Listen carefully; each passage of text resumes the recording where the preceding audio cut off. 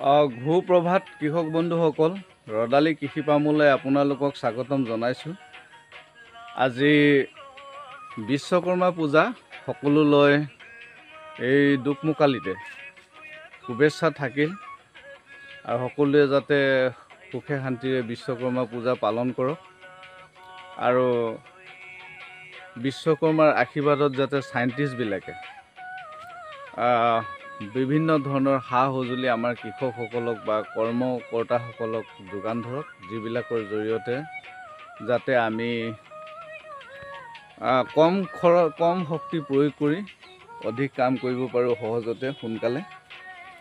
তাৰে আশা কৰিছোঁ সকলোলৈ। আৰু ইয়াতে লগতে আজি বিষয়টি হ'ল, মই বগৰী ফাৰ্মৰ বিষয়ে কিছু ক'বলৈ আহি আছোঁ। এতিয়া এইটো মোৰ বগৰী ফাৰ্ম। এতিয়া বগৰীৰ চুপৰি ধৰিছে, গতিকে এই চুপহি ধৰা সময়তে আমাৰ এটা কৰিবলগীয়া কৰণীয় কাম আছে। বগৰী সৰহকৈ গুটি লগাবৰ কাৰণে বা নিপুতল গুটি লগাবৰ কাৰণে, গতিকে এই ভিডিঅ'টো আপোনালোকক আগবঢ়াইছোঁ। মই আগতে কৈছিলোঁ যে মই কোনো চাইণ্টিষ্ট নহয়, মই এজন কৃষক।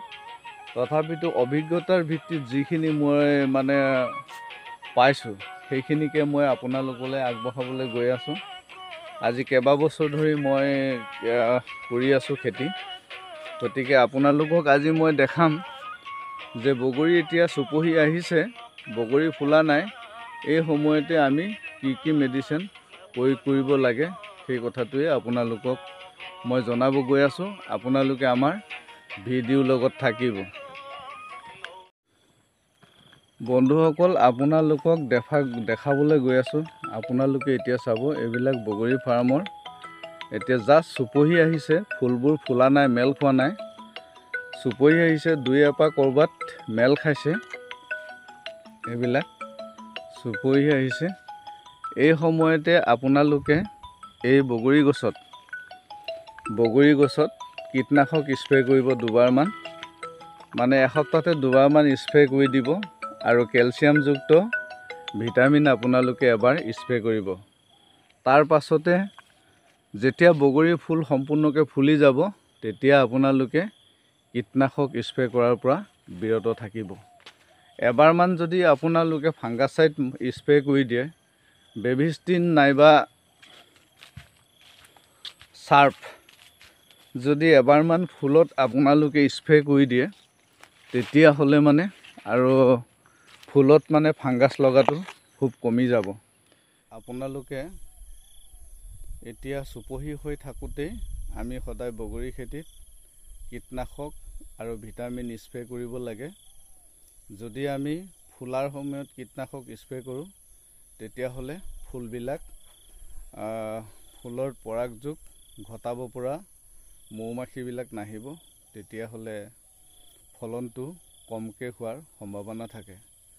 গতিকে আমি আগতেই পোনছাতেই সকলো বেমাৰ বা ব্যাধি নিয়ন্ত্ৰণ কৰিবৰ কাৰণে এই সময়তে আমি বগৰী গছত এই চুপহি অহাৰ সময়তে, পূৰ্ণাংগ নৌফুলাৰ সময়তে কীটনাশক স্প্ৰে কৰিব লাগে, ভিটামিন স্প্ৰে কৰিব লাগে। আৰু আমি পাৰিলে ইয়াতে এবাৰমান ফাংগাচাইড স্প্ৰে কৰি দিব লাগে। চাৰ্প নাইবা আপোনালোকে বেবিষ্টিন স্প্ৰে কৰিব পাৰে, যাতে বগৰী ফুলাৰ সময়ত বহুত মাখি আহে। মাখি অহাৰ কাৰণে কি হয়, সহজতে কিছুমান ফাংগেল ডিজিজ আহি যায়, যিবিলাকৰ কাৰণে বগৰী ফুলবিলাক অকালতে মৰহি যায়। গতিকে সেইখিনি নহ'বৰ কাৰণে আমি এইখিনি কেয়াৰ কৰিব লাগে। আৰু যদি কাৰোবাৰ গছ পুলি নতুনকৈ ৰুইছে, নিশকতীয়া হৈ আছে, তেতিয়াহ'লে আপোনালোকে এতিয়া এবাৰ ইউৰিয়া, পটাছ আৰু ছুপাৰ ফছফেট বয়স অনুপাতে মিলাই লৈ গুৰিৰ পৰা প্ৰায় 1.5 বেগেটমান আঁতৰত আপোনালোকে প্ৰয়োগ কৰক। নিশ্চয় আপোনালোকে সুফল পাব। গতিকে পৰৱৰ্তী সময়ত বগৰী কলি হোৱাৰ সময়ত, আগতে মোৰ ভিডিঅ' দিয়া আছে, তথাপিতো কলি হোৱাৰ সময়ত কি ডিজিজ আহিব পাৰে সেই কথাখিনি আপোনালোকক জনাম। আজি বিশ্বকৰ্মা পূজা উপলক্ষে এই শ্বৰ্ট ভিডিঅ'টো আপোনালোকলৈ আগবঢ়ালোঁ।